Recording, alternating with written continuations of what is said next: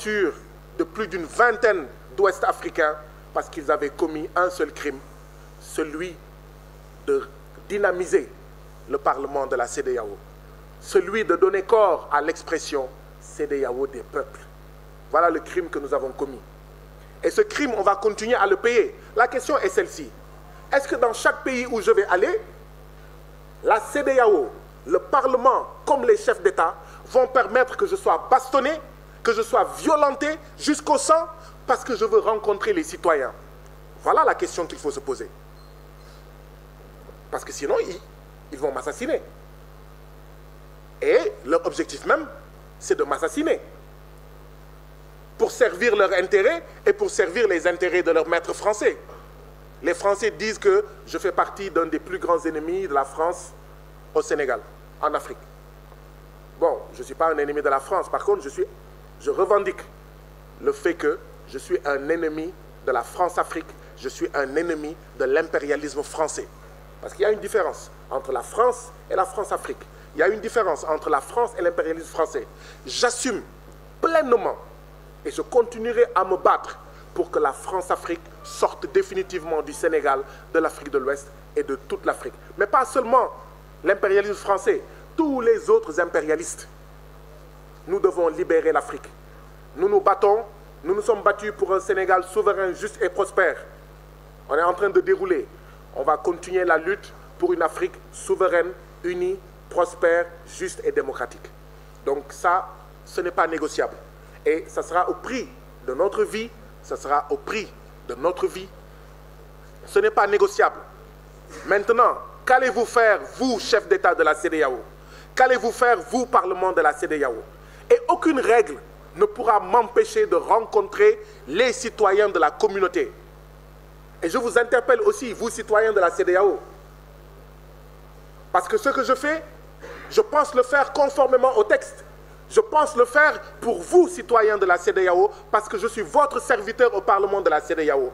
Allez-vous continuer à regarder et à assister cette mascarade, ce simulacre de Parlement, cette simulacre de CEDEAO, une CEDEAO des chefs d'État? Allez-vous continuer à accepter ça? Allez-vous continuer à accepter que des députés qui veulent sortir de la CEDEAO des États et du syndicat des chefs d'État et veulent entrer dans la CEDEAO des peuples, qu'ils soient bastonnés, qu'ils soient assassinés? Allez-vous accepter cela? Allez-vous continuer à accepter cela? Parce que si vous continuez à l'accepter, peut-être que nous devrions aller rester chez nous. Parce que comme on dit dans la sagesse populaire sénégalaise, nit loko tek mu nangu ko dagan na. À une personne qui accepte son oppression, mais voilà, parce que comme on dit, on ne libère pas un peuple se libère. Un peuple se libère. Personne ne libérera les peuples de la CEDEAO. C'est au peuple de la CEDEAO de se libérer eux-mêmes. Maintenant, moi, je suis un citoyen, membre des peuples de la CEDEAO. Je joue mon rôle. Mais si en jouant ce rôle, les citoyens de la CEDEAO se taisent, ne font rien et sont inertes, mais on va m'assassiner. Sylvanus Olympio, premier président du Togo, a été assassiné. Il était contre le franc CFA. Il était contre beaucoup de choses. Il a été assassiné devant l'ambassade des États-Unis au Togo. D'ailleurs, je crois que les États-Unis devraient pouvoir dire qu'est-ce qui s'est passé. Parce qu'il a été exfiltré. Qu'est-ce qui s'est passé pour qu'il soit assassiné devant l'ambassade des États-Unis au Togo? Sylvanus Olympio. Eh bien, c'est ceux qui ont assassiné Sylvanus Olympio, mais qui nous ont cassé la figure le 29 octobre dernier à Lomé. C'est aussi simple que ça. C'est ceux qui me cassent la figure dans le Parlement de la CEDEAO, qui m'empêchent de parler, qui coupent la télévision du Parlement, mais c'est ceux-là aussi qui m'ont cassé la figure, qui m'ont violenté le 29 mars, le 29 octobre, le 29 septembre. Merci pour la correction. Alors, je pourrais en parler, en rajouter, en redire, partager avec vous beaucoup d'anecdotes. Mais je ne voudrais pas également abuser de votre patience. Je pourrais continuer en français à parler, à parler, à parler. Figurez-vous que samedi, oui, samedi, donc la veille de la réunion où il y a eu ce tsunami de torture et de violence, j'ai présidé une réunion de ma commission compte public du Parlement de la CEDEAO. Et je découvre, lors de cette réunion, que le Parlement de la CEDEAO, qui est chargé notamment d'émettre des avis sur les rapports d'audit qui ont été produits sur toutes les institutions et agences de la CEDEAO, le Parlement de la CEDEAO n'avait jamais émis d'avis par rapport à ces rapports d'audit. Jamais. Vous vous rendez compte? Je reprends. Toutes les institutions et agences de la CEDEAO font l'objet chaque année d'audits. Le Parlement est une institution de la CEDEAO. La Commission est une institution de la CEDEAO. Le GIABA est une institution de la CEDEAO, etc., etc. Il y a une commission de la CEDEAO sur la santé, sur ceci, sur cela. Chaque année, ils sont audités. Le Parlement est chargé d'émettre des avis quand il reçoit les rapports d'audit. Jamais, depuis la naissance du Parlement de la CEDEAO n'a exprimé un avis sur ces rapports d'audit. Je suis le président de la commission et je découvre cela. Bah, vous comprenez alors pourquoi on me bastonne? Vous comprenez alors pourquoi on veut m'assassiner? Ah, parce que je vais être clair. Avec moi, le Parlement de la CEDEAO va lire tous les rapports d'audit. Le Parlement de la CEDEAO va émettre des avis. Mais en plus, moi-même, je vais partager avec vous ce que les rapports d'audit disent. Ah oui, parce que les rapports d'audit, c'est pour vous, citoyens ouest-africains, pour vous dire, est-ce que les chefs d'État ouest-africains gèrent bien l'argent que vous leur avez confié? Est-ce que le Parlement de la CEDEAO gère bien votre argent? Vous comprenez pourquoi on veut m'assassiner? Vous comprenez pourquoi on coupe la télévision du Parlement pour éviter que ces choses-là soient dites?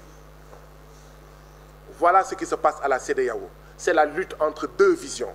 Une vision conforme à vos intérêts, vous, mes frères et sœurs ouest-africains, et une vision totalement opposée pour les intérêts de politiciens, pour les intérêts de chefs d'État, pour qu'ils durent à la tête de la CEDEAO. Voilà les deux CEDEAO qui se font face.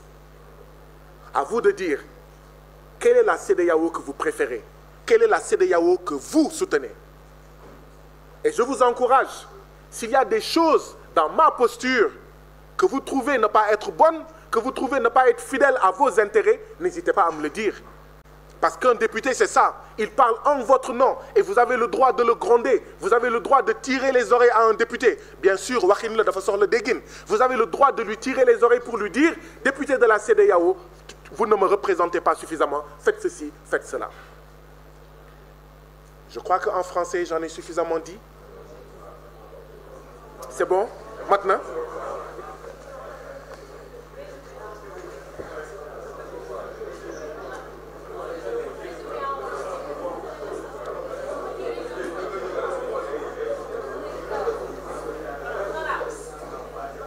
Oui.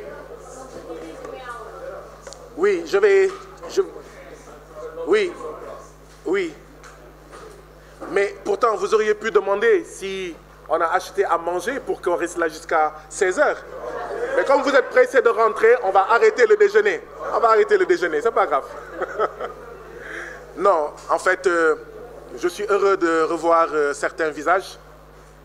Les visages de cette presse sénégalaise, multiples, variés et divers.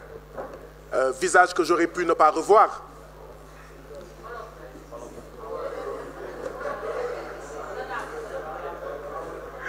Alors, chers frères et sœurs africains, on me dit que la version française est finie. Donc, j'ai essayé de dire tout ce que je pouvais dire. Il en reste énormément. Mais maintenant, on va passer à la version Wolof. Bien sûr, les choses ne vont pas s'en arrêter là. Je ne vais pas en dire plus. Mais les choses ne vont pas s'en arrêter là. Parce que les plus de 20 citoyens de la communauté qui ont été bastonnés, qui ont été fracturés, qui ont été écrasés. Mais vous vous imaginez? On m'a frappé comme un ballon de football. Pendant 90 minutes, j'avais l'impression même qu'on a ajouté une prolongation. Mais vous vous imaginez?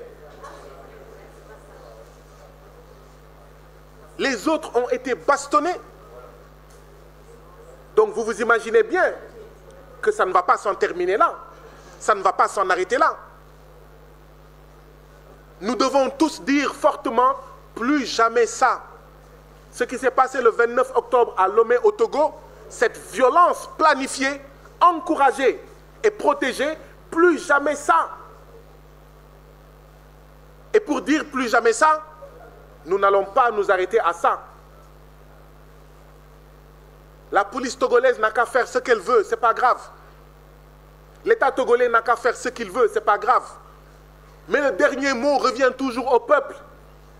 Et d'ailleurs, j'aimerais dire au peuple africain, mais à cause d'une réunion, ça veut dire que le gouvernement togolais a peur. Une réunion où il n'y avait même pas 1000 personnes. Le gouvernement togolais a tellement peur qu'il mobilise des nervis, qu'il planifie l'agression de ses propres citoyens. Ça veut dire que l'État néocolonial du Togo est fragile. Ça veut dire que l'État néocolonial du Togo sait qu'il n'agit pas.